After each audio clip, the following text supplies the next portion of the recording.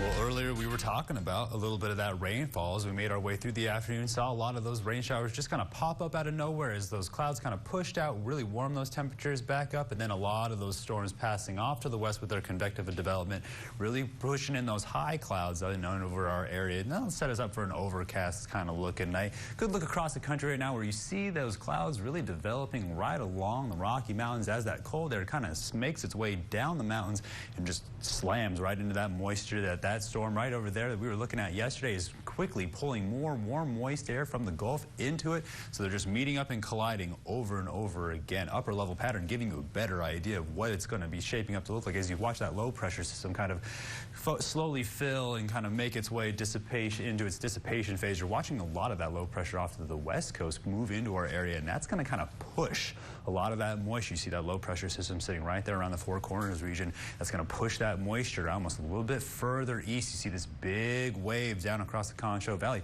That's going to be pushing us more into those average temperatures, a little bit warmer. Could see those conditions start to dry out a little bit as we make our way into June already. Can you believe it? Hurricane season right around the corner. So we're starting to see those line of showers develop along there. By Monday afternoon, that's where we have it projected to be. But again, you can see that quick development of a rain shower here, there, across the area. So if you're doing a lot of traveling, sunscreen, umbrella, check the weather before you start to go. Make sure you can make it in and out. Like again today, we saw those showers just pop up out of nowhere, and then you're going to see things kind of calm down. As like we said, that's going to really push a lot of that moisture further east, where we are going to be watching the Gulf region for a lot of that convective activity. Right now, we're seeing a lot of those storms really develop along the more panhandle of Texas, that northern area. Midland, Lubbock really kind of seeing more of those showers, but the Concho Valley really seeing more cloud cover than anything, and that's going to be keeping those temperatures a little cooler as we make our way into tonight. Again, we're watching that line of thunderstorms make its way from Midland down towards San Angelo, but I'm thinking it's going to stay a little bit northeast of us and continue to make its way further east.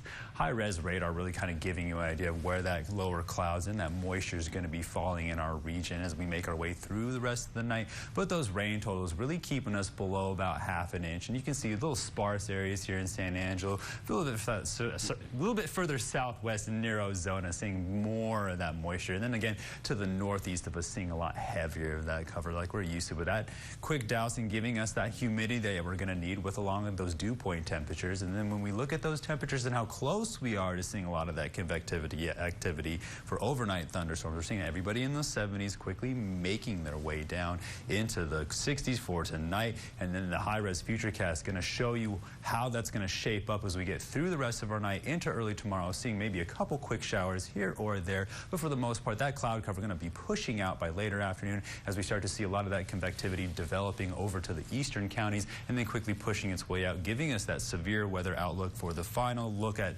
more of the northwestern counties where we're starting to see that severe weather pushing in from the Midland region. That'll take us into tonight. So we might see a little cloud cover, few showers as we see those temperatures drop down into the 60s. Believe it or not, pretty average for this time of the year in this area. And then again, we're going to see those temperatures really move up into the upper 80s where we saw the cloud cover going to break up by about afternoon. Temperatures could get up there, but we could see a spotty thunderstorm pop up here or there, and that's going to be remaining the same. As we see things kind of dry out, we're going to see an opportunity for more flash flooding as those humidity starts to dry out, and we'll see those low temperatures stay into the 60s. That'll take us into the beginning of June, beginning of hurricane season. We're going to see those temperatures really stay in that average range of 90s and 60s, and that'll keep that possibility for an afternoon thunderstorm, sudden flash flood in our region. Stay tuned. You're watching KSAN Weekend News at 10.